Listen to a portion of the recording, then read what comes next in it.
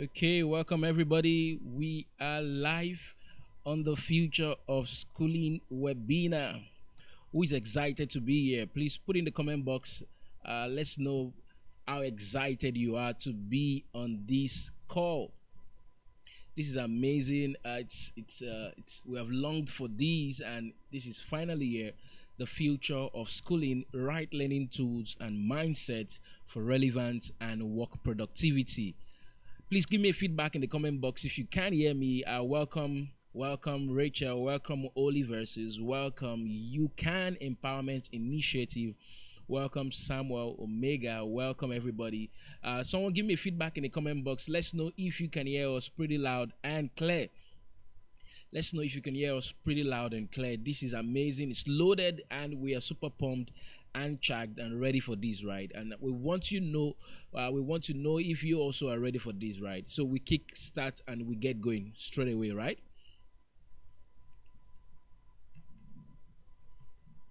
Awesome. Welcome Olawale Olatunde. Thank you so much for joining.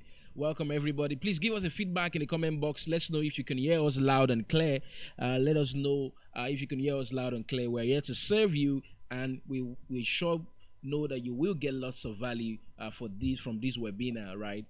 Thank you super much, everybody. And how was your weekend been? It's lots of commitment and attention from your end to be here, and we do not take it for granted.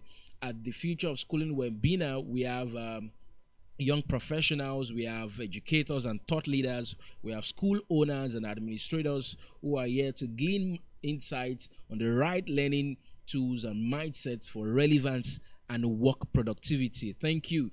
You can say it's really great to be here, awaiting the values to be dished out. Really awesome. Thank you, Oliverses, for that feedback.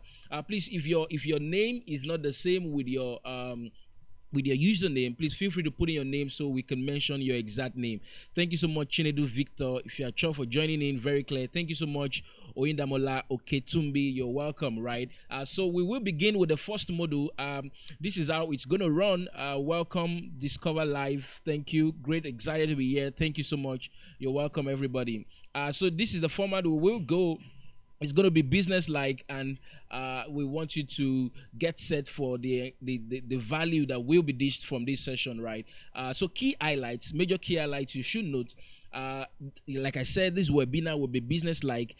We have two modules, but as we go along, I want to let you to know that feel free to drop your questions and contributions in the chat box right there, right? Someone from our team will note that down. And of course, when we are taking the Q&A, please feel free to draw attention to it should we miss it out, right?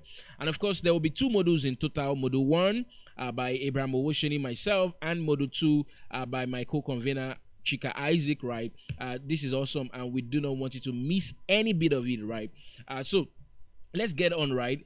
We want to advise, if you're using a mobile device, please put on the auto rotate, or you could change the view to a theater view or a full screen so that you can see the entire screen clearly, right? You're not cutting the screen off, right? So please put on the auto rotate so you can see us, you can see the screen pretty clear. And of course, at this point, we want to advise that you turn off every form of distraction. Whatever will distract you from this session, please turn them off at this point. Own this learning. Let people know that you are here to learn, and maximize the few moments we have at this session and get the best out of it. No doubt this session is loaded, but if you paid full attention to it, it is only then and then you can get the value from it, right? Welcome once again, everybody. Thank you so much. Please keep the feedback coming, keep your comments coming. Awesome, right? So I'm going to start with the module 1, and I'd like to introduce myself to you for a number of persons who have not met me. So who am I, and why should you listen to me, right? My name is Abraham Owosheni, right? My life mission is to raise young people and to mold minds. That's my life mission, and that's the essence of my being and why I'm on earth, right? Because of these, I'm passionate about youth development. I'm passionate about life skills education. I'm passionate about human development, right? and I'm the founder of Young Breeze. Young Breeze is a youth organization, and our mission is into children and youth development across the world. We groom young leaders from children 15 to 35 and young children early years to their teenage age. We do this through non-formal education, formal education, and informal education. I'm also the lead consultant at Mind Mode. Mind Mode is a human development agency. We equip individuals and organizations with mental resources through training, coaching, and consulting and publishing, right? So for me as a person, like I said with you, I've been on my life mission of raising young people and molding minds, and I've been opportune to work with a number of young professionals. I coach young adults and young professionals who need clarity of purpose to live life to the fullest without confusion and overwhelm in their careers, their relationships, and in their lifestyle. So if you're a young professional, you are finding it difficult to define what you really want in life. You know you can do more, but you don't know how to go about it. And then you're finding it difficult to grow up and fit in, lots of confusion and overwhelm. I'm your go-to person, right? I'm your go-to person. Like I said, I work with children and young people. So we do this through our youth organization, Young Breeze. I've been opportune to train over 10,000 teenagers and young adults with the life skills required to live and lead productively. We found a gap, in the development of young people. It's just like a bridge, right? On the other side of the bridge, there are children. On the other side of the bridge, there are young adults. But the bridge has not been, there's still a gap between those two ends, and that gap is what we found, and we call it life skills deficiency. Yes, young people get good schooling, but they have not been equipped to take on to life, in itself. And this has been since 2013. I've been opportune to train over 10,000 young people, right? I've also worked with over 65 corporate organizations ranging from secondary schools, tertiary institutions, faith-based organizations, among many others, right? What more? In 2018, I was awarded the TESCOM award of the outstanding individuals supporting outstanding education supporting individual award by the Teaching Service Commission in Ogun State, Nigeria. And I've been able to work on a doctoral research work on the impact of learning environments on students' learning outcome. This took me to over 12 schools in Lagos, Nigeria, where I was able to coach them on their careers and of course, review their learning environments to see how it can improve their learning outcomes. Schools such as Dansall, Jestuban, Lead Gate, Middle, amongst many others, right? We are super excited, and please feel free. This is home. This is home. The future of schooling is here, right? I was having a discussion with our co-convener, Chika Isaac, and it dawned on us that the gap between where we were, or where we, between what we were taught in school and the world's progressive reality is becoming farther apart. And this was one of the major bedrock that birthed this webinar, to see how we can help young professionals, educators, and thought leaders alike, school owners and administrators, with the right learning tools and mindset for relevance, even at this time and going forward, and for work productivity. So again, I want to welcome you, right? I will be, in this module, I will take us on these three major areas. Number one, the purpose of schooling in the new normal, and number two, how to leverage personal development for work productivity. And of course, the third one I'm going to focus on is how to position for competency and for professional development. So in the first part of this module, we get to speak with more of school owners, school administrators, and educators.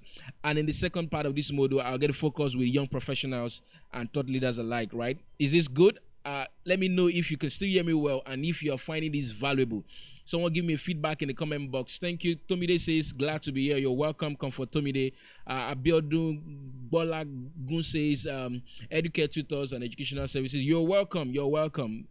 Thank you so much. Thank you, Victor, for your kind words. Abiodun says, glad to be here. Welcome, Larry. You're going to be. So let's dive in, guys. Let's dive in. This is going to be rich. Now, the first part of this, what is the purpose of schooling in the new normal? What's the purpose of schooling in the new normal, right? Now, in order to forecast the future of schooling, we must be able to record the purpose of schooling, right? It's the future of schooling webinar. But before we can forecast the future of schooling in itself, we must be able to record the purpose, the original purpose of schooling, right? So this is one major gap in the discourse of futurism, right? Purpose is oftentimes has been missing. So I put up here and I said innovation is the new normal, right? Someone put that in the chat box for me. Innovation is the new normal. And I'm going to give you an example of this. Right, I remember, we once had, some models of computer systems like this. They were very big. I remember when I was in secondary school, precisely, we had a special room. They call it the computer room, and even some schools today still have a special room that is named computer room, right? But it has evolved today into smart PCs, personal computers. Bring your own devices, tablets that each learner can have on the go, right? Many of you are joining into this session from your mobile device. That is the new normal, right? I once also remembered that media files, video files were once stored in this cassette disc, and this was how we could view media files those days. And even when you see some blurry parts on the film, you get to use a cleaner to wind it. I don't know how many of us really experienced that, but this have evolved today, and of course we have the digital video era. I also remember when I was in the university my first year, I remember I once used a diskette. I wanted to print a document. I went to the university library with a diskette, and guess the file of the diskette. Very, very, very, very minute size, but that was what we had that time. But again, it has evolved today. Today you have various chips that can store as much large files today. This is amazing. So the context of this for us, as educators, as thought leaders, as school administrators, is that innovation is the new normal. That's the new normal. Innovation, right? And it doesn't necessarily talk about something big. It's just about more of a reinvention, right? Let's progress. What is the purpose of school in the new normal, right? Purpose transcends times, seasons, or centuries. Let me say that again. Purpose transcends time, seasons, or centuries. So the purpose of schooling will not change in 2020. It won't change in 2025. It won't change in 2050, right? Purpose will transcend time. Purpose will transcend seasons. Purpose will transcend centuries. I'm going to show you what may likely change, but let's get along as well, right? So I wanted to know this as a background, that the purpose of schooling in itself is static, right? It is static. It is not fluid, right? That's the purpose of schooling. Now, let me give you an example, a case in point. What is the purpose of a chair? Someone help me put that in the comment box. What is the purpose of a chair? What's the purpose of a chair? Thank you so much. Innovation is the new normal. Thank you so much. Thank you so much, Olukemi, for joining in. Thank you so much, Olusukomi Olawale. Glad to have you. Thank you for that feedback. So I want to ask someone, I'm asking someone, what is the purpose of a chair? What is the purpose of a chair? Who can give me that feedback? What is the purpose of a chair? I'm very sure right now, 100% of us, we are sitting on a chair. I'm sitting on a chair right now. Whatever model it is, what is the purpose of that chair you are sitting on? Someone give me that feedback quick. This is awesome. This is awesome. This is intriguing. What is the purpose of the chair? Anybody?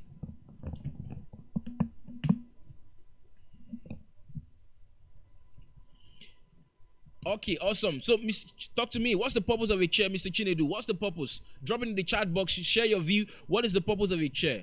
This is a mutual learning platform. We're learning together. What is the purpose of a chair? Someone give me that feedback.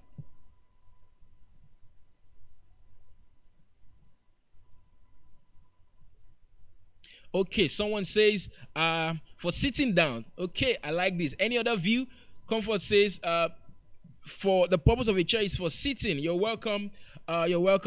Comfort.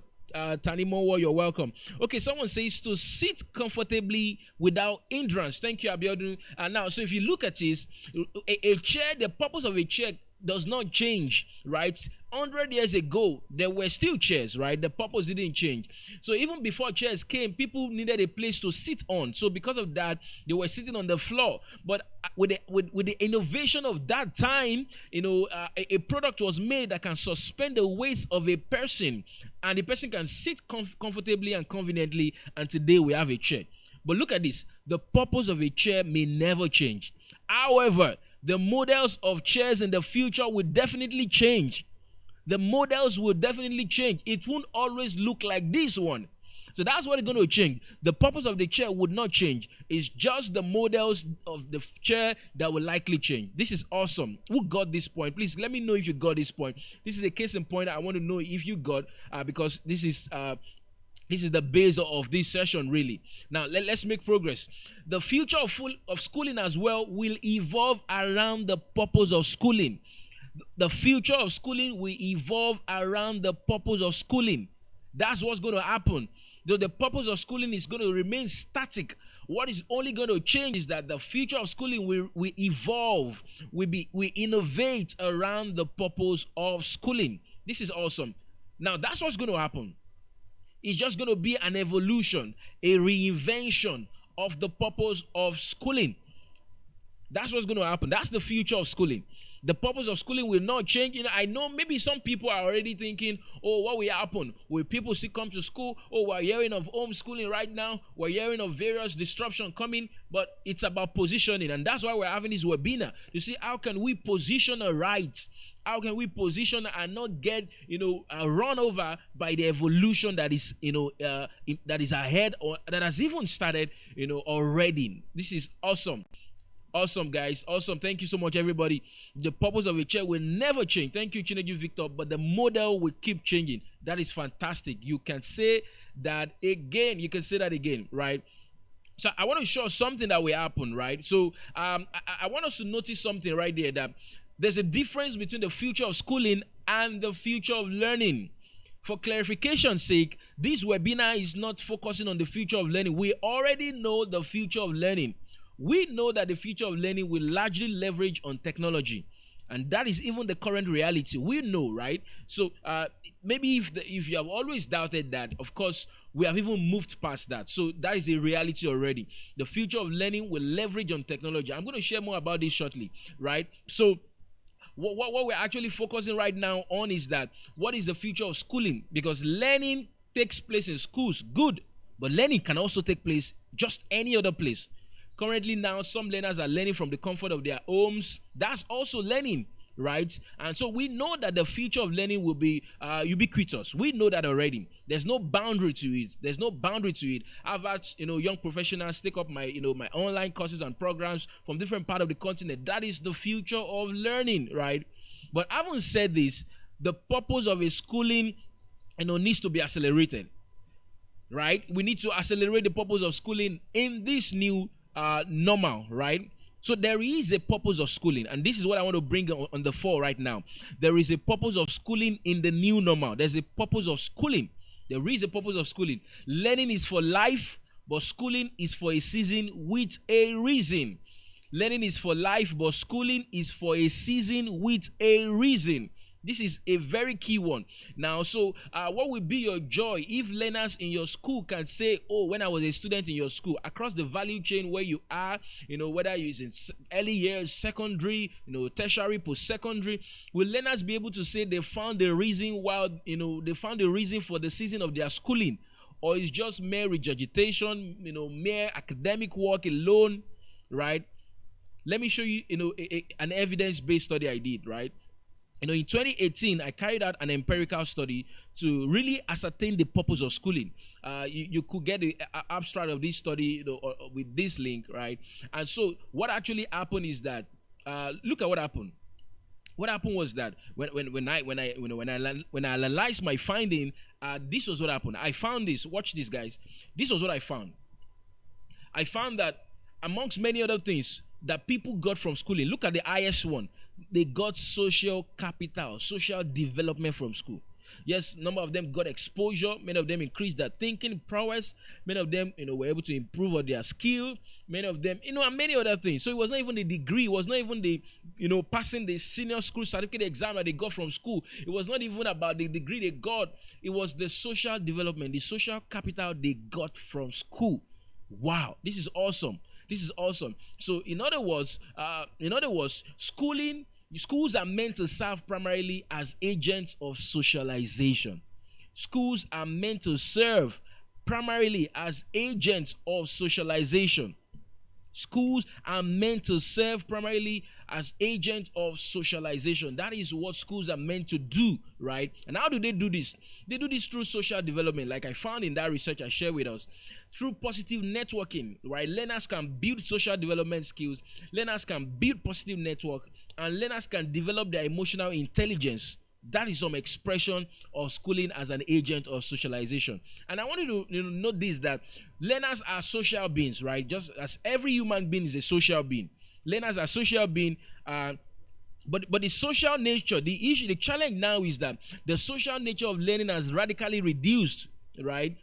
Although learners can learn anywhere, the social nature, the social nature of learning has radically reduced. So some people are at the verge saying, "Oh, will online learning now take the place of physical schooling and all that?"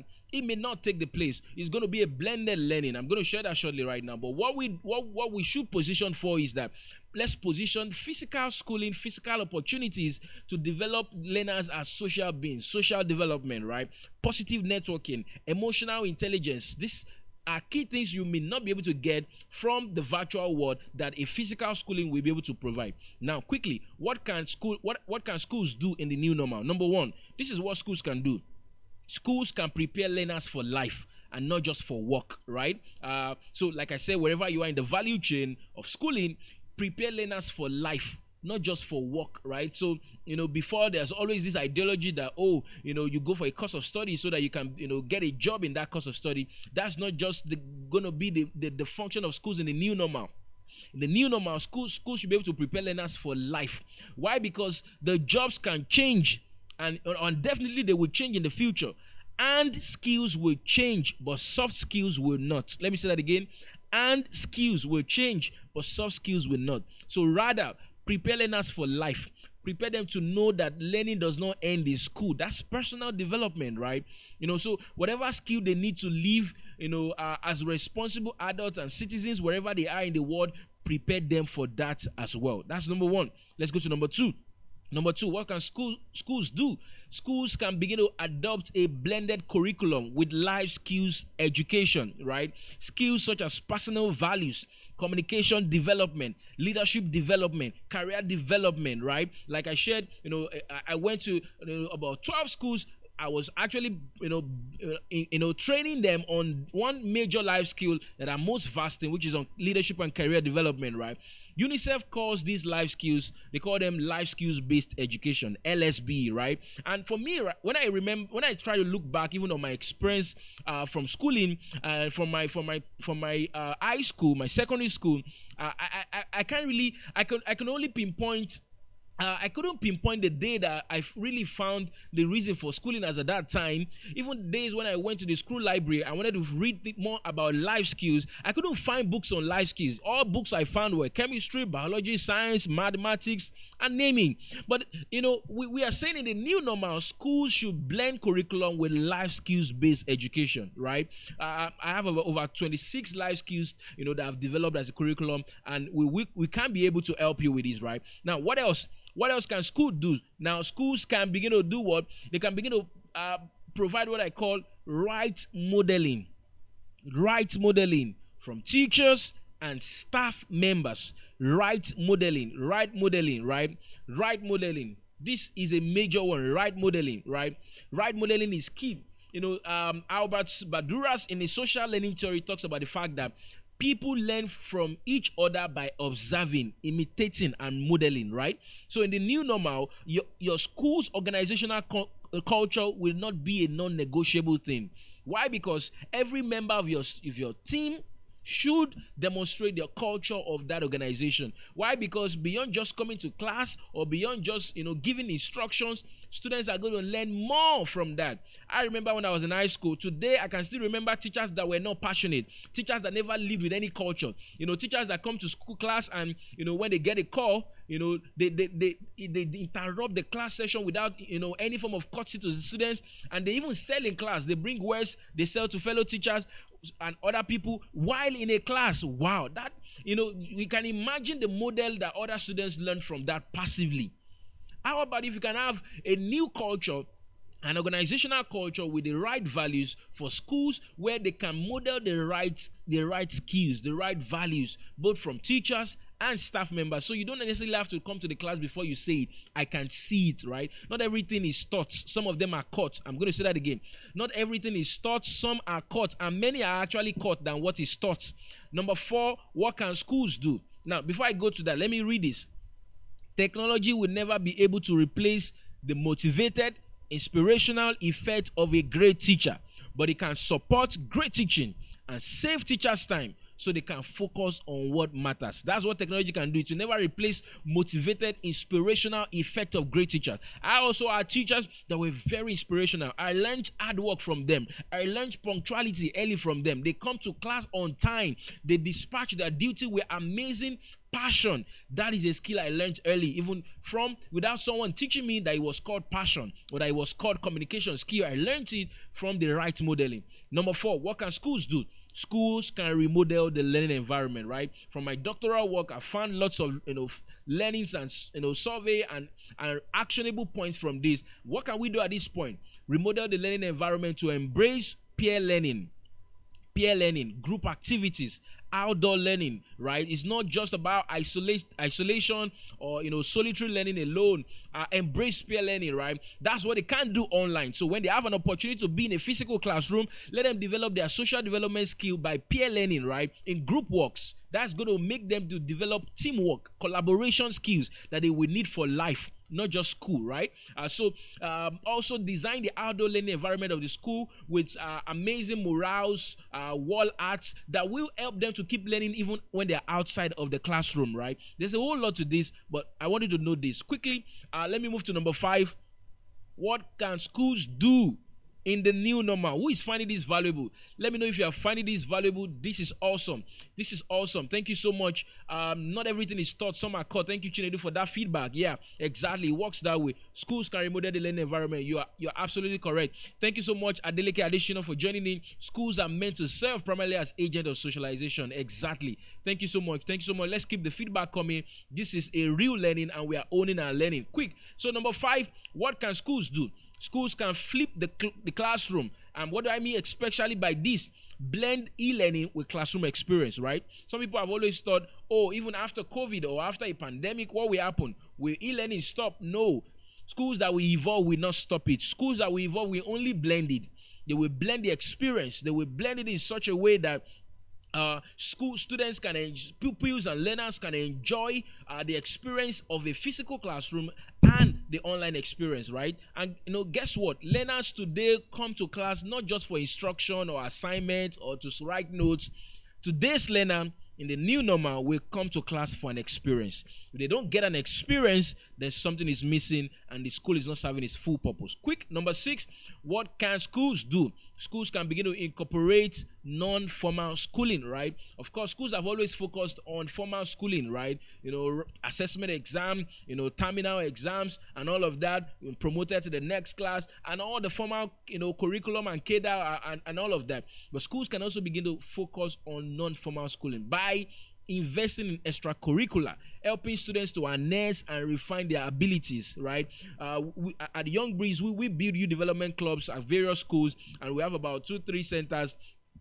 And centers like this, you can help to instill the right values, the right life skills with your pupils, right? So they can become holistically developed. For example, Writers Club, Digital Literacy Club, Mobile Apps Development Club, right? Like I shared, the Youth Development Club, right? It helps them to grow as they grow on to adulthood, such that they are not deficient, they are not lacking in one area. They're skillful in academics, but they don't know the next career decision to make. They don't know how to make informed relationship choices. They don't know how to speak well and courtesy to their parents. Lots of life skills.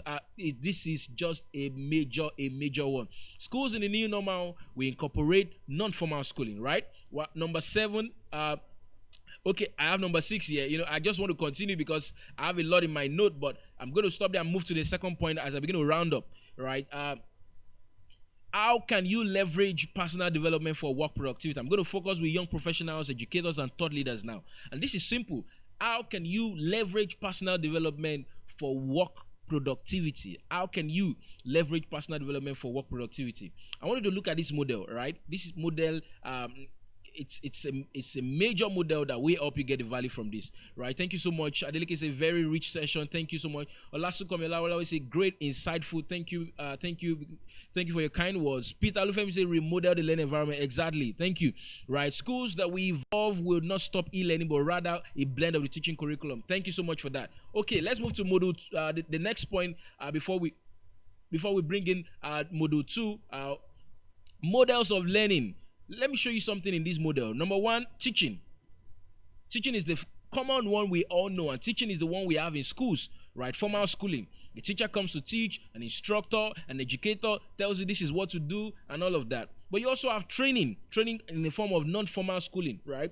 So as a young professional, as an educator, schooling is for a season. Many of us have left that season. Whether it's a first degree or your postgraduate degree, a graduate studies, you've left that season, right? But you have other seasons unlimited and open to you. One of them is training. It's a non-formal form of schooling whereby you can still continue your schooling even when you have stopped your formal schooling.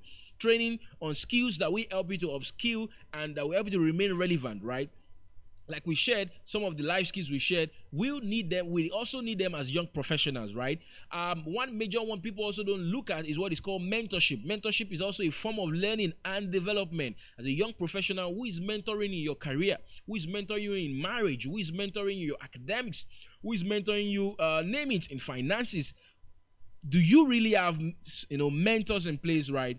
Do you really have mentors? I did a full session on this, on how you can identify and engage the right mentors and make the most out of that last week, and it's a full blast. If you need it, please reach out to me after this session, right?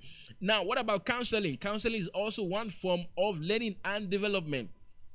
Someone has an experience, and he shares from his experience. We also have therapy. Therapy says don't stay hurt, get healed. Many of us as young professionals, as educators and thought leaders, yes, in the course of life, in the life's journey, we have been hurt in one way or the other. But therapy says rather than staying hurt and remaining hurt, go for healing, get a therapist, and make sure you are really healed. If you are not really healed, it's just like sickness. It's the damage will keep going on. You may think you have gone over it, but as long as you have not been healed, the damage will still continue. That's therapy. What about coaching?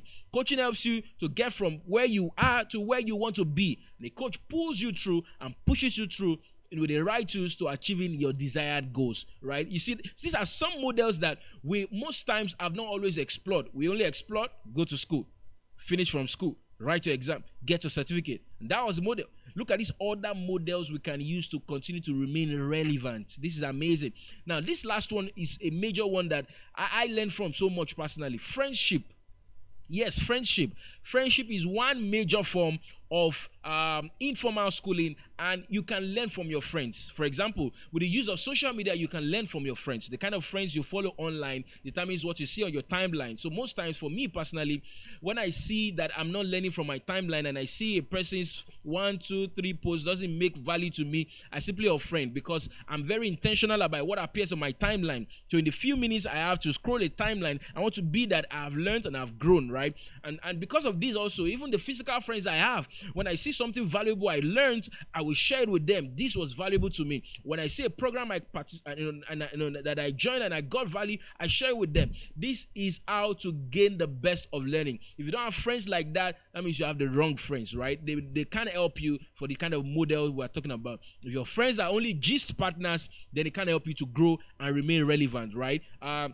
Some of the skills I've learned today, some of them have rubbed up on me from the right friendship. Many of them have come through mentorship. Many of them have come through my own personal investment in training, right, to the learning and development that I want to see, right? Now, this is how it works. Let me go to the last point before I round up now.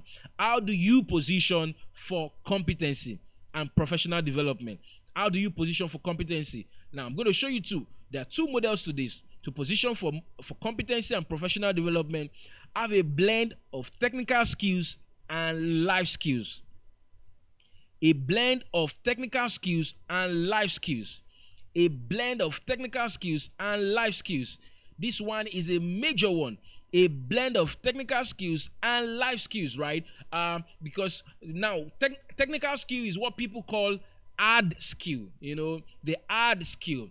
And some people call it also the and skill, the skills you have that you can use, the craft skills you have to do your work, right? But again, those can change in the new normal. So one of the things that we're able to stay abreast of the changes of the evolution is also a blend of life skills. Soft skills will not change. Some people call it soft skills, but I call it life skills because there's nothing soft about it. There are skills that will help you to actually gain a hold of life and get the best out of it. You can also call them art skills. Why do I call them art skills? Because you can't see them, but the impact is amazing and it can be felt, in your life. You can know when you are speaking with someone that is a critical thinker. You can know when you see a person who is an excellent communicator of value. You can know when you meet somebody who has a personal value. You will see it in the behavior, the actions, and the result. So how you can actually leverage and position in this new normal is to blend these two, not neglecting anyone. In the middle, what will happen in the middle is that in the middle of this blend is where you will thrive. Wow. Did you see that now? In the middle of these two is where you will actually thrive. That's what's going to happen in the middle. That is where you will thrive. That is where you will thrive. This is awesome, right? This is awesome. I just want to say thank you so much for the attention. For school owners, administrators, should you need any help in designing life skills, and leveraging on your extracurricular period in school, for design and implementation, it would be a great opportunity for us to work with you. Start up a youth development club in your school, and whichever way you want us to come, be it a long term, a medium term, or even if it's a one-off session. I've been to several schools where I've took a one-off session on career, on leadership, as the case may be. For young professionals, I just opened up the Career Harmony Builder course. If you're thinking of transitioning, you are not satisfied with what you're doing, there's more to your life than what you are getting. In the new normal, clarity will come by your investment in knowledge, right? You can, enroll for the Career Harmony Builder course. We're starting in June. It's going to be amazing. I'm going to be giving you part of my birthday gift. My birthday is June 4th. I'm going to be bringing my decade experience for you, right? So I want to say thank you so much for your time. Thank you so much, everybody. Thank you so much. Feel free, if you want to reach me by mail, my mail ab@ibrahimosheni.com. That's my mail address. Feel free. Thank you so much. We'll be having the next module in the next 3 minutes. Thank you so much. Please put in your comment box what action you want to take. What stuck with you the most from this session. Thank you, everybody.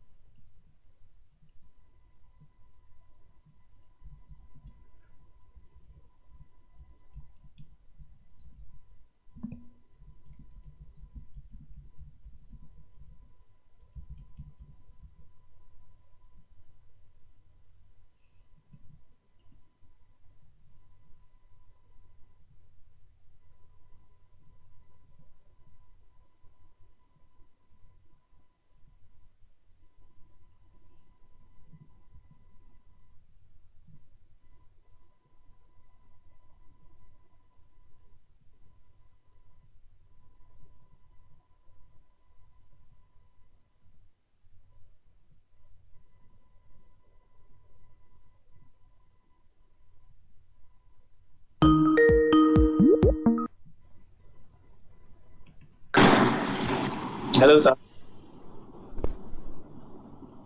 Hello, sir.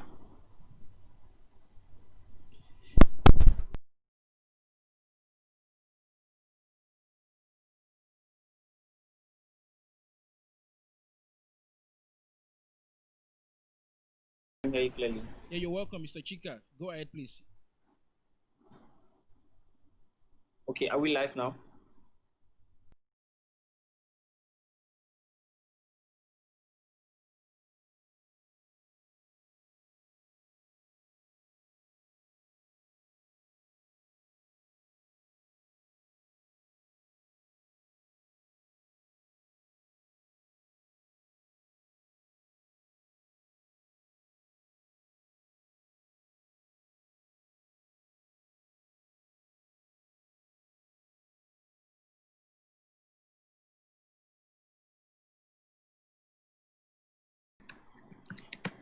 Ladies and gentlemen, coming up next is Mr. Chika Isaac. He'll be sharing his screen with us shortly, and we will begin on the second module.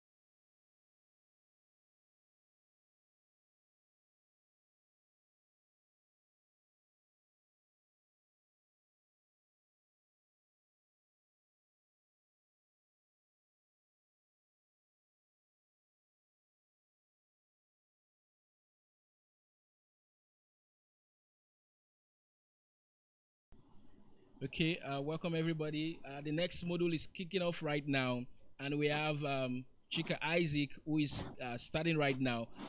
He will be taking the balance of this session. Who is excited for this? Please share your excitement in the chat box. Share your excitement in this chat box, please. Awesome. The grand finale is starting right now. Awesome, awesome, awesome. So, Mr. Chika Isaac, you have the floor. Please get ahead, sir. Okay. Good evening, everyone. If you can hear me, please just state it on the chat box that you can hear me. I'm excited to be here. Thank you very much, Mr. Ibrahim Osheni. Thank you for the opportunity. It's been a long time coming. He has been a mentor to me from way back 2012, 2013.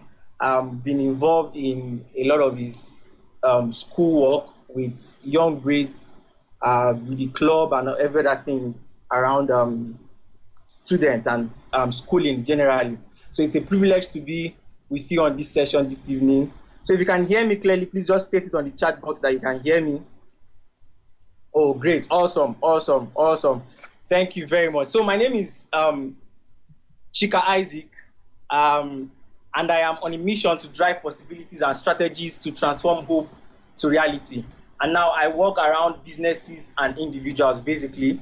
I just three things I do: startup and business projects consulting, human capacity development around trainings and other things, social change and community development. So I founded a network in last year, 2019, Change Personnel Network. So what we do at the network is we have great minds, people who are dedicated to change in their communities. We have them come together, and then we also give them all the support they need as to going about their project. So recently we completed a project in Owerri, save 1 million plastic bottles. We helped a team member, a member of the network, get volunteers around Owerri, and they were able to pick up plastic bottles in partnership with Renew Cycle and Recycle Point and other recycling agencies. We also run a lot of other projects aside. Then also I started up Speed Up Prime. It's a business that is focused on project management, vocational training, and then team sourcing. So what we do is we train young people with skills for the future, and we're working on a project for digitech skills, and then we outsource them to business projects. And before now, I've been working with two other organizations, Social Lander and Xavier. I just intentionally put this here so I could bring us to the likes that I've been around the digital agency for a while. I've also worked with consulting firms. So we've worked with a couple of top brands. Xavier is a top consulting firm in Nigeria, in Lagos State basically, and Nigeria. So we go across Lagos, Port Harcourt, and Abuja. So not to bore us about all of this, today what we're going to be discussing is the dynamics of schooling basically as it matches with the new reality that we have, the new work reality. And my focus point is on four things: understanding what the new work reality is. So if you can hear me, please still keep the comments coming in. The focus on understanding what new work reality is. So there's a lot of talk here and there as to how many people will lose their job. So we're going to see how that works. We're going to see what it exactly means. Then the second is how schools and young professionals should position for new realities, right? Mindset for new work realities, then actionable steps for individuals and stakeholders. So basically my focus is going to be on the young people, and as well as school a little bit on how they can prepare young people for work outside now. So the new work reality did not start now. COVID-19 just made it clear to us that a lot of things are changing, right? COVID-19 just made it clear to us that a lot of things are changing. It didn't start now. Before now, we've had the fourth industrial revolution talks everywhere, where AI, IoTs, that's Internet of Things, and robotics will be taking over certain of our jobs, right?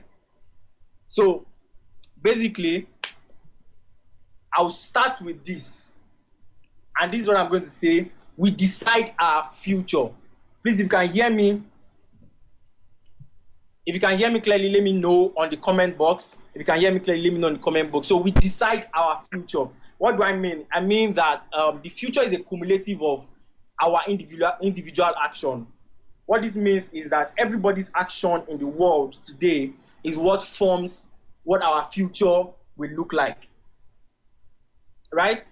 Everybody's action will form what our world will look like in the next 5-10 years, right? And the truth is, you cannot define the future by just what you're doing, by just what Nigeria is doing. It's a cumulative thing. So it means that if the force is stronger towards a particular direction, it means that things will change, right? Things will change towards that direction. And now the force is stronger towards technology, towards robotics, towards automation of all our processes, towards Internet of Things, and towards the use of AI, the use of data and all of it, right? Those things are where the world is shifting towards. So it means that we also as individuals now need to reposition ourselves, re-strategize, and remodel our actions such that we can be very relevant in these new work realities, right? So the world we are going towards is actually very predictable, right? What I mean by it being predictable is if you can look around things happening now, you should be able to tell where we are going to in the next 10, 5, 15 years, right? Recently, Twitter announced that all of their team members can work from home forever. What does that mean? It means that before you know it, all of the Ivy League companies, the likes of Facebook, likes of Google will most likely start considering that model, right? They will most likely start considering how they can make their team work from home or work from a very convenient place. I've actually been working from home for a couple of years now, even though at my former workplace, what we do is we have a home. So it's not like I work from my personal home. We had a house where every of the team live, where they live in, and then we work from that space. So working from home is not like it started today, but what COVID-19 did for us was to make it explicit. So basically, new realities. There are two school of thoughts in this when we're talking about new work realities, the new work realities. The first school of thought says that technology will take over our jobs. So these guys are very, I permit me to say, they are pessimistic, right? So the fear is a lot of people will lose their job. That's the fear. A lot of people will lose their job, right? But then another school of thought says that technology will automate our work and will give us opportunity to do more human duties. Now, what we're trying to say in these two different school of thought is that the first school of thought thinks that a lot of people will lose their job, and at the long run, most people will find it difficult to get jobs. And the second school of thought says that why a lot of people will lose their job is actually because our jobs basically will be automated, and to give us a bit more time to focus on human duties. And what are these human duties? It includes thinking, communicating, creating solutions, right? So the workplace basically will switch a little bit to having people who can creatively think, people who can create things, right? People who can manage, because these things we're talking about, the robotics and AI, were created by people, right? So our workplace will be reflecting that very soon. So it needs people who can think, and it needs people who can communicate, who have the leadership skill. Mr. Abraham was talking about life skills. Basically, the workplace, based on what the school of thought, the second school of thought says, is that people will now have to spend more time thinking. People will spend more time. There's a lot of stuff when it comes to creative thinking. We have system thinking. We have design thinking. Those things are not things I want to go into now. But our skills, our life skills, will be what will save us. And it means that schools and educational platforms will have to take this into cognizance while they are building up, right? So it means that any school that is not training their students or their pupil for the realities of the workplace now will most likely wear out very soon, because when parents start looking at the fact that my child is not actually getting prepared for work, they most likely will take their children off that school, right? Many of us schooled, and at the long run, we notice that what we are learning in school, or what we are taught in school, and what we come outside to face is quite different. And then among the young people like us, we now start hearing things like school is scam, right? That is not a very true statement, because what we just need to do is to reposition ourselves, to prepare our people for the new work realities. I don't know why my slide is going multiple times. Please, if you can hear me, I want you to comment on the chat box. Wow. Okay, so positioning for the new work realities. I won't be doing too much of this part because Mr. Abraham dealt very well with it. So we had blended learning. Mr. Abraham explained what blended learning means. That's putting together both the computer-based learning and then physical-based learning, so that we can still have that touch of socialization in our learning experience, right? And also, we also have curriculum updates. This has been quite of a burden to me. I don't know how and why we still have a very old model of learning, right? So I understand some schools, private schools especially, are already updating their curriculum, but most of our schools still operate a curriculum that is backdated. I have a first degree in building, and I have a first degree in building. Thank you, Peter. Our life skill will work more for the second skill of thought. Yes, exactly. Our life skill will work more. So I have a first degree in building, and when this whole COVID stuff started, um, way back in Wuhan, China, we learned that China had built an hospital in 6 days, and the hospital is not just a three-bedroom hospital. It's a hospital that can take up to 1,000 people. And then I started thinking, how come I did not learn in school that houses can be built in that short time? What are the technologies these guys use in bringing up these things to reality? So it means that our curriculum needs to get updated to be able to suit what the work realities are now. We need to update our curriculum. I understand that the government also has a play in this, of which I'm going to talk about the stakeholders very soon. But then every individual who owns a school also has the fundamental responsibility of making sure that their curriculum is up to date as well, right? And the last is intentional learning. I'll dwell a little bit more on intentional learning. So Mr. Abraham Osheni was talking a little bit about we crafting out a purpose or a vision for learning. So this is what I mean by intentional learning as a way to position ourselves for new work realities. It starts first by defining a goal, a vision, the end point, right? The end point. So it means that if our as young professionals, as owners of school who work with young people, we should be able to help them craft an endpoint goal. This is where we want to get to. This is where I want to get to. And then create a learning pathway. So what do I mean by a learning pathway? It means it's just a mix of the goal, milestones, and courses that takes that person to that goal. So everybody's individual goal might be different, but then and then the learning pathways as well will match up with that vision or that end goal. So it means every young child should be given the opportunity beyond what we do in primary school those days. What do you want to become? I remember when I was asked that question, I started with being an engineer.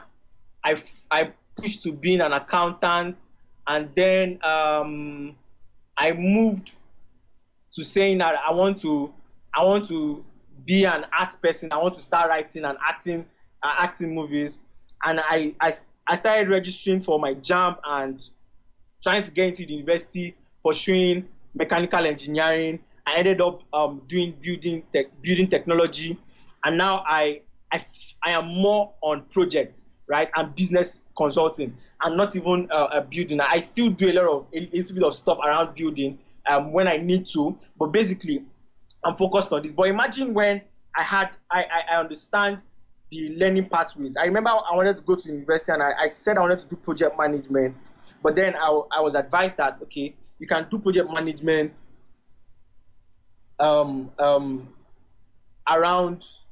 after you graduate. Just focus on one heavy course like engineering, civil engineering, petroleum engineering. Then when you come out, you do all of those things. They're good, right? But then at this stage, we're growing very fast, that some of these things we have to be redefined, right? Help our kids, our young ones, build an intentional learning pathways that will help them build a future. And then also shrink the skill mismatch. There's a lot of skill mismatch when it comes to the workplace, and then when it comes to what is taught in school. So it means, and closing this gap is more a responsibility for every single person, from the parents to the young person himself, the teachers in school. So we need to intentionally say that we want to close this skill gap by engaging in more life skills training, in more technology training. I'm going to say something when we get to mindsets, right? Every one of us are supposed to be in technology. Technology is not for a few people, right? So I'm going to explain that later. But basically what I mean is that we should engage in intentional learning that is for a purpose, right? So Peter said curriculum update is non-existent in Nigeria for a decade now. Yes, exactly. It's not existing in Nigeria, but then we need to, as an individual or as owners of school, try to also inculcate updated learning curriculums, right? I know some schools in Lagos where they call them British schools. There's a school in on the island meant for French guys, people from France. Their curriculum are they don't operate what we operate basically in our Nigerian system. Yeah, so I'll be going to the next thing. Blended learning, curriculum updates, and intentional learning are the ways we can position ourselves for the new work realities. So mindset for new work realities. The mindset for new work realities. If you can hear me, please let me know in the comment box. Mr. Olumide says everybody should be in technology. Exactly, everybody. I'm going to explain that very soon. So the mindset, first of all, is anything is possible. In the world we operate in now, anything at all is possible. We only need, one of the things we need to start building in our young people and in ourselves as thought leaders and school owners, stakeholders within the schooling system, is that we need to open our mind to the possibilities that things can happen, right? Who believes that those things that we do manually will be taken away from us? In recent time, just about 10-15 years ago, we didn't have the cell phones, we didn't have the facilities to even go live like this. But then it happened, right? It happened. It means anything at all can happen. Anything can happen. The only thing is we need to open. And then I know that God created us with a mind to recreate. So He created us to be able to create stuff. But I don't know what happened in our system, especially in Africa. We have stereotyped our mind to a few possible things, right? We don't think far and wide. But in this new work reality, we need to open our mind up to possibilities. Anything can just come up, right? Anything can pop up your mind, and sincerely, if you get the right set of people around you, you can get it to work. The second thing is education continues. Listen, education continues, even though the channels has to innovate. Mr. Abraham was trying to talk about different channels for learning. He talked about the schooling, mentorship, therapy, and all of it like that. So the channels of education, which he mentioned, and every other channels we have to innovate. There has to be a slight change in the way we do things, but then education still continues. So education has to do with refining the skills of an individual. It has to do with a refining. I think it's Greek or Hebrew that says education comes from the word educe. So it means to bring out the best from somebody. So education has to continue, but the channels have to change. So we need to keep our minds open that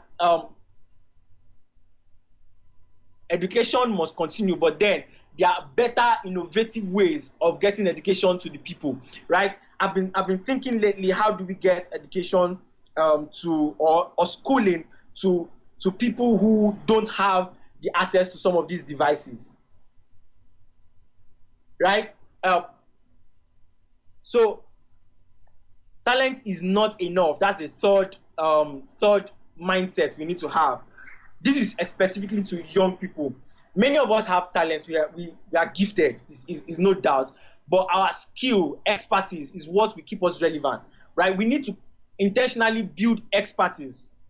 We need to intentionally build expertise as to how we can stay relevant in the new work realities. Now, COVID-19 came, and sincerely, I feel this is one of the most busiest time for me. Now, this is not to say that I have a bit of skill. I'm still building myself. I'm learning every single day. But then at this period, a lot of things came my way because of certain skill sets I've built over time, right? So our skills as young professionals or as individuals are what will keep us relevant. Even as a school, right? These skills that we project, the skills we impart in our young ones is what will keep us relevant.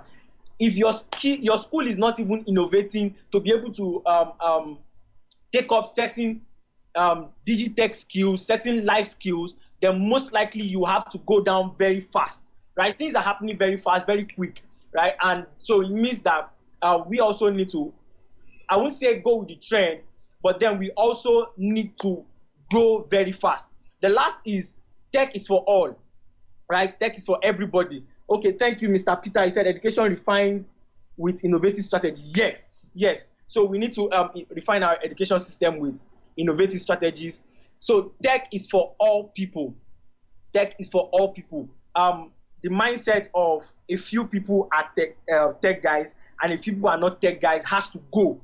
It essentially has to go. Tech is an enabler. Tech can work with any industry. Tech can work with agriculture, can work with health, the health industry. We have a lot of startups that are doing great things with technology. Tech can work with the educational system. So tech is for all people. It means that if we want to stay relevant, we need to jump on technology. So we need to understand the technology of our field. I'm talking to young professionals. You need to understand the technology of your field. You need to understand, as thought leaders, as school owners, we need to understand what is the technology that this educational system is, what are the technologies they are using now. So we need to understand all of these things so that we can remain relevant. Technology is for everybody. Technology is for everybody. There is nobody that will tell me that technology is not for me in this time and season. You will most likely get outdated soon. So soon you go out of business, right? So everybody needs to start learning what is the tech for my space. Recently, as the COVID started, that's when we knew Zoom has been in existence for years. I remember using Zoom some 2 years back, right? We just tested it one time in the room, trying to know if it works, right? But then,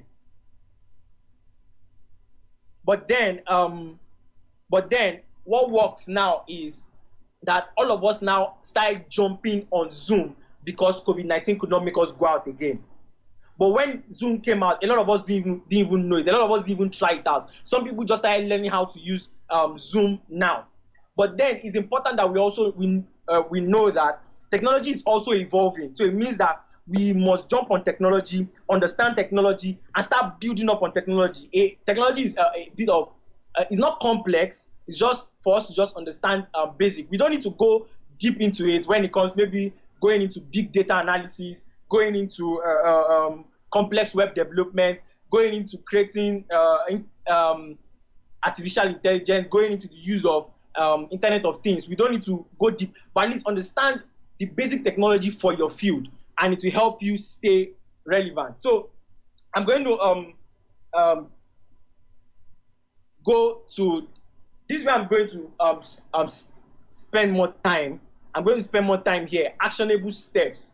Actionable steps. But before I go on talking on the actionable steps, I want to quickly explain some things to us about where we are now, so that as school people saying that maybe our strategies has to change or our extracurriculum work has to change, it means that we have to refine how we do things to fit what I'm about to say now. So the world is moving towards three things in terms of work, and it's gig platforms, sharing economy, and then blockchain technology. What I mean by this is gig platform, the likes of, we have Fiverr, we have freelancer.com. A lot of people are working with more freelancers now.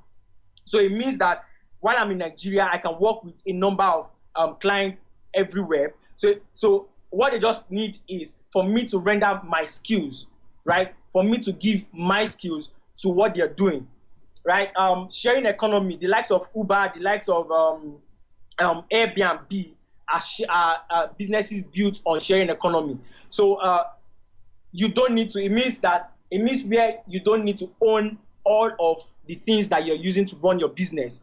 So you're using the resources of individuals to run your business. So our schools, our young people, our thought leaders need to start thinking in this light. We need to start preparing ourselves in this light, right? Blockchain technology is there. Blockchain is not Bitcoin or any of those things, right? Is way bigger than that, but I can't start going into that now. So we need to start thinking about this. So what the new work reality presents to us is a blend of technology, talent, or skills and automation. It presents a blend of talent or skills. I prefer using skills, technology, and automation. It means that our jobs will be automated, but gives us more time to work as human beings. The technologies that will be used will be vast. So we need to learn those technologies, and then there are skill sets that are required. So all of these three things should be embedded in our learning process. So actionable steps. For me, for young professionals, there are two basic things I want to emphasize on. Number one is creating a learning pathway that is driving you to your vision. Creating a learning pathway that drives you to your vision. A learning pathway that drives you to your vision. So what I mean by creating a learning pathway, so you look at where you are now. So help your students as well. Look at where they are now, where they want to be. What are the prerequisites to get to those places? What are the milestones in between, right? So I have a book where I wrote down a couple of things I need to learn in certain period of time with milestones. So I want to be at point B. I need to start creating the courses I need to take, the schools I need to join, the skills I need to build to get to that place. So every young professional needs to intentionally take this as a to-do for themselves. Create a learning pathway for yourself. Don't just jump on every online course you see. I was in a session on online when COVID started, and I was saying that what will happen this period is a lot of us will jump out of COVID or come out of COVID, and then we'll have a lot of unconcluded online courses. That's because many of us just respond to online courses under pressure. We don't have a specific learning pathways. We don't have an intentional learning path that we're following. So it means that we need to carefully plan out what our learning pathways should look like. Then secondly, for the young professional, is multidimensional learning. Please don't only learn what you think is relevant to you. Try to learn every single thing. People will say, learn everything. You don't need to know everything about something, but know something about everything, right? So it's very important, multidimensional learning. In case you're working somewhere with a boss or with a senior colleague, where you need to create a small design, you need to send bulk mails, you need to update his website or update the company's website. All of these things are skill sets. They are things that are not basically directly in line with your field, but then there are other things that will add up to you as an individual. So embrace multidimensional learning. Don't just put your head in one place and say, okay, this is my learning path. I want to become. Everybody now wants to become a web developer. Every young person wants to start building webs. But then there's more technology. But then you're saying, okay, I want to be this, right? But I'm going to be learning other skills alongside. So embrace multidimensional learning, embrace new skills. Then for stakeholders, we need to explore technology. Now, what I mean by exploring technology is to understand technology. We need to get into the system of technology. We need to start doing research on technologies that affect our work as school owners, as thought leaders. We need to embrace technology, explore the technology in depth, right? Explore what data analytics is all about. Explore what edutech is all about. There are a lot of edutech startups now. We have I think it's what they call themselves, EduBridge. So explore what edutech is all about, that's education and technology. Explore what they are all about, and then expose your students to more to the world of work. What do I mean by this? A lot of people come out and we find out that many people don't have the requisite experience to build, to work with certain firms, right? This is beyond even when they say come with 5 years experience, 10 years experience. By experience, it means that you've worked hands-on. So I remember when I was doing my industrial training and my first day at work, I was told to create a Gantt chart. I've heard of Gantt chart because my school mentioned Gantt chart, but I did not know what it looks like to create a Gantt chart, right? But then I spent a whole day reading about Gantt chart so that I can be able to create one, right? So, but if I had been exposed to certain works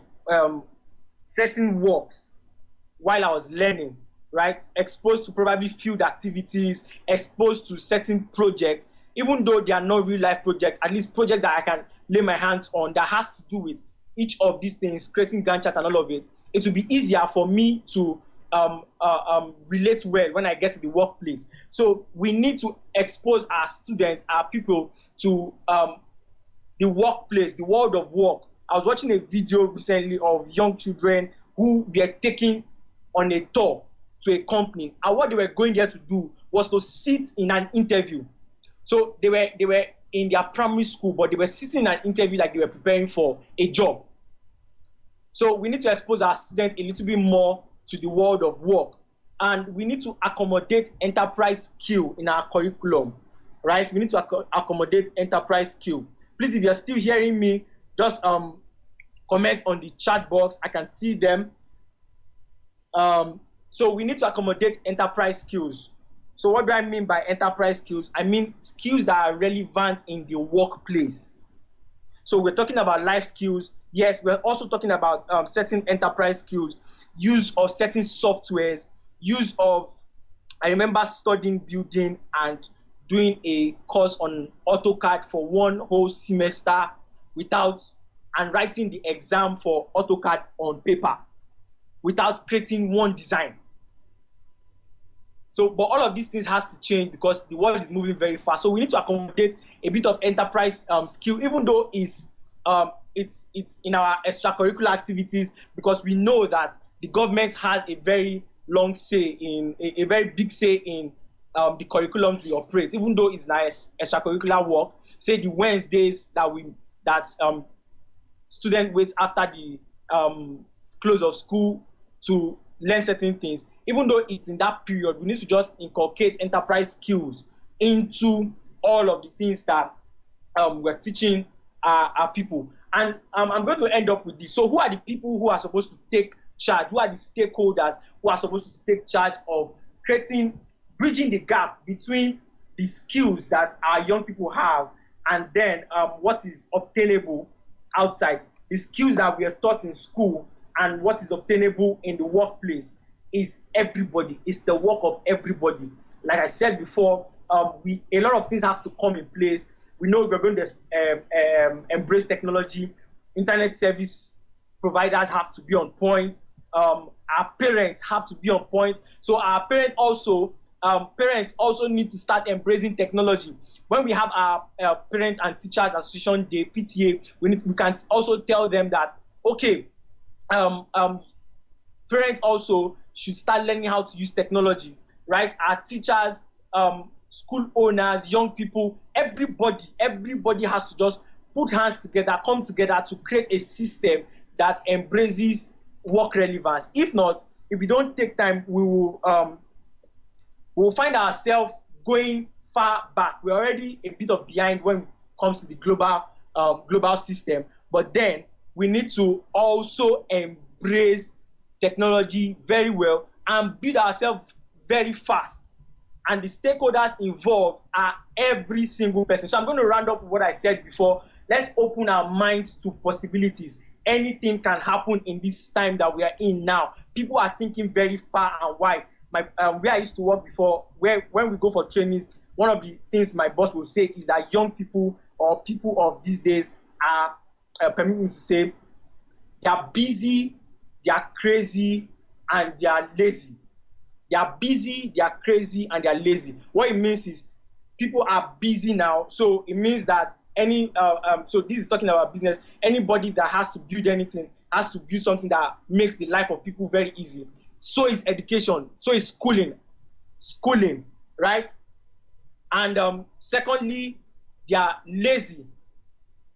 Everybody now, most young people now tend to be lazy. But in the real sense of it, they are not exactly lazy. What they are lazy to do is to start doing very manual stuff, right? And they are crazy, so they like interesting things. So make your learning experience very interesting to them, and you see them start grasping things of your learning experience. So I'll leave now, and if you want to get to me, you can get to me on my Facebook, IG, or LinkedIn account at Change Personnel, or you can send me an email at hello@changepersonnel.com, hello@changepersonnel.com, right? And in the startup I run, Speed Up Prime, we're working on a Digitech program that will be coming up sometimes next month. So this is it, Digitech skills program. We're going to be combining a mix of webinars. So we'll be starting off with a free webinar, and then we'll move into live classes where we're teaching people on basic skills, basic digital and technological skills, ranging from web development, designs, UI and UX design, graphic design, digital marketing as it were, and as well as blogging. So all of these skills are things that we're going to be considering in this class. Also, we are partnering with some other organizations to get real projects where they can build themselves. So if you have young people around you, if you are a young professional yourself and you want to explore all of these Digitech skills, right, you can sign up for this program. It will be coming up soon. Details will be forwarded on the WhatsApp group that was created for this course. So, and then after the training, we're going to be having post-training engagement, more like internship. So we're going to be having them work with certain firms or certain real projects for a period of about 2 months after the training. The training is going to span for 1 month, and then we'll have them work on projects for a period of 2 months. So thank you very much. If you picked up something in this session, I want you to use the comment box and tell me what you picked up. And also you can send in your questions on the comment box. We'll be answering them very shortly. Thank you very much. Thank you, Mr. Ibrahim Osheni, for giving me the privilege to join you on this session. Thank you very much. Thank you so much. Please, let's look for all of our clap emojis, and I appreciate Chika Isaac for this fantastic session. Thank you so much, sir. Thank you so much. Please, let's celebrate him some more. Find the clap emojis, celebrate him. Find the clap emojis, find the clap emojis. Thank you so much. So please, the floor is open for questions and contributions. Please put in the chat box. Put in the chat box so we could quickly take it before we shut down. Please put in the chat box questions, contribution. Please, Chika, stay on so that should there be questions, you can quickly attend to them. Yes, thank you. BC Bankole says thank you and God bless. Thank you so much. Olawale Olatunde says many thanks. Thank you for that. Comfort Tomideoji says thank you. I can hear you. Thank you for that. Thank you. Olukemi says thank you. She gives you a on point emoji. Thank you very much. So please, if there are questions, please let us know. Olasunkomi says thank you greatly. Thank you for that, Mr. Olawale. Chinedu is clapping for you and it's grateful for the value. Thank you for that. Oliver says so wonderful. Thank you so much. So the floor is open quickly to take some 1 or 2 questions. But let me just share 1 or 2 that I think I got from the session. Many people were in the chat box where we're talking about curriculum and all that. So one of the things we can do going forward is that we need to diversify our thought process, our impact model. Let me say that again. We need to diversify our thought process and impact model. Now, what do I mean by that? So, if you look at the educational value chain, it's a very large chain, but unfortunately, many people just see schooling as the only value chain in that sector. We have policy there. We have the actual teaching even in itself. We have the managerial administrative part of it and many other parts in that entire value chain. We have even the supplies part in that value chain. There are a whole lot of that. So could go back again and begin to think about it. If you really have burden for curricular development, policy change. It could be that we need you more to influence your impact in that aspect, right? So please look at that so that you can actually help bring about a massive impact on the schooling landscape, such that it's not just some categories of schools that are thriving, but we can have it at a larger scale because someone took up this thought process, someone took up this session to invest in policy development across the value chain, state governments, federal government, wherever you are across the value chain, to make that impact. And of course, for every one of us, wherever we have been, we should continue being there, and we should continue we should continue doing the great work we are doing, wherever we are in that part. Thank you so much. Domide says many thanks. Thank you so much. If that okay, someone says, how do I get access to the British curriculum so we can blend with the existing Nigerian curriculum we're using? Right. I think that's for you, Mr. Chika. Right. How do I get access to the British curriculum so that you can blend? For me, what I would just say, I don't know if Chika has a comment to that, but what I would even say is that currently now we are having lots of how do I put it now, defects even in the international curriculum. Some people have been adapting and adopting, right?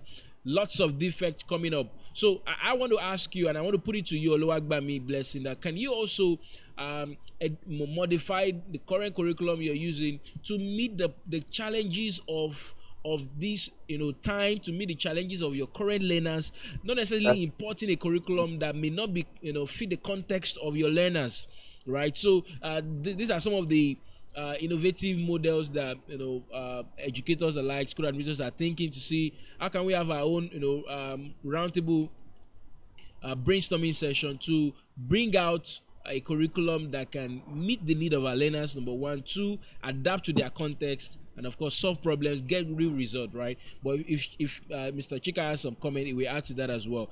Someone has a question here. Okay, I don't think it's a question, it's a contribution. Thank you, Peter Olufemi. What I like most in this session is your emphasis on technology. Thank you so much for that. Igwe Samuel says, many thanks for the wonderful session. Thank you, Igwe Samuel. Arewo Anthony says, thank you very much, sir, for the knowledge imparted. A pleasure. You're welcome. Okay, Tomide Oji says, ask a question. How do schools incorporate soft skills, tech, and entrepreneurship effectively into their curriculum? Mr. Chika, please, can you answer that? Okay, so we already Mr. Abraham have said a little bit, and that has to do with policy making, in the place of policy making. So we understand that some people have to exactly go into policy making to make some of these things work out. But at the other side of it, with what we currently have in play, I think we also need to intentionally make it just as part of our systems, probably on like I was saying during the session, during one of these extracurricular activities. Mr. Abraham runs a youth development club, right? And in youth development club, we do a lot of these trainings, life skills training, entrepreneurship training. So imagine we have something like that across all schools, right? It makes more sense. Imagine where even after school, we also have certain assignments or to students, or the school has. So I'm mentioning a lot of things at the same time. First of all is extracurricular activities, and maybe having a club that has to teach all of these things to our students. Second of it is somehow induce it into your assignments, right? Most likely might not be straight up in your curriculum. Also, I'm also looking at a way where a school website will not just tell us about the school, but we have portals where students can register on and then pick up some of these skills or some of these lessons at their own comfort. So beyond what you're going to be taught in school, let's say that goes with what the current curriculum is saying, why the policymakers are working on it. We can also have a system where people can also learn extracurricular, probably through the school's websites, through the school's mobile application, or any of those innovations, right? So we have that model of learning such that after school, they can also still continue learning. So they learn some of this entrepreneurial skill. And then in some of our events too, in schools, right? our open day events, our some of the events we have, end of the year party, we can bring up some of these talks as well. When it comes to when we're having debates, right? Debate of doctor is better than teacher has gone, right? We can start talking about these things, right? We can start talking about these things. It makes people to think more. The likes of Jet Club, Debate Club, those years, right, can still be very relevant now, right? So our school events can also help. And then when we are going on some of these vacations that we go on, I won't call it, it's not vacation exactly, excursions. Yes, some of the excursions we go on, can we selectively choose where we're going to? Can we imagine when you're taking a group of school children and you're taking them to the likes of let me say CC Hub in Yaba, Lagos State, right? You're taking them to CC Hub, you're trying to see how people actually build real stuff with technology, right? I was talking about a school that took their children to a company and then have them sit for interviews. We can also have that work. So in all of those extracurricular things that we do, we can infuse learning, life skills, tech skills, and entrepreneurship skills into it. I hope I answered the question very well, sir. Hello. Okay, thank you so much, Mr. Chika. Just to add to that, you already mentioned it though. Schools need to now begin to adopt and adapt on the extracurricular, right? The extracurricular, making it very functional, practical, and breaking into the areas of life skills they want their learners to actually acquire in practical ways. I remember, I was sharing with my wife yesterday, and I was just, we're just driving, and I just showed her that, and I had to pull the what do you call it now? The screen, the screen in front of the windshield, because there was a sunset, affecting my eyes, and I reminded her that we were actually taught this in school. We're taught sunrise, sunset, sun rises in the east, sets in the west. So that was, and as we drive to another location, it changes again, right? And again, we also taught cardinal point, north, south, east, west, but it was not practical enough. And so this evolution now talks about even the learners, I mean, even the educators. The education should be very, number one, passionate, number two, skillful in their subject areas, skillful as someone said something that going forward, it's not just going to be about lecturers or teachers. It's going to be about subject matter experts, SME, those who are really experts. So if someone is an expert, imagine I was taught in school that, this cardinal point, for example, this is how it works, and this is how, and I was given this practical example. For example, from my own technical background, we don't design stadiums, for example, in east-west orientation. We design it in north-south orientation, such that the either side of the goalpost and the goalkeepers and the players will not be affected by the sunrise and sunset. That is a practical way to share such a learning with a student, either in grade 10, 11, 12, or even in the basic class.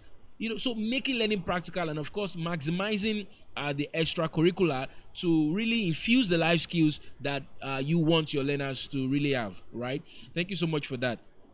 Someone says, I really liked what the models of learning from the last session and the actionable steps from this second session. Thank you so much. Thank you so much for that. We can't see your name though. We appreciate that. Oluchuku Blessing says, thank you so much, sir. Right. So is there any other question we mixed?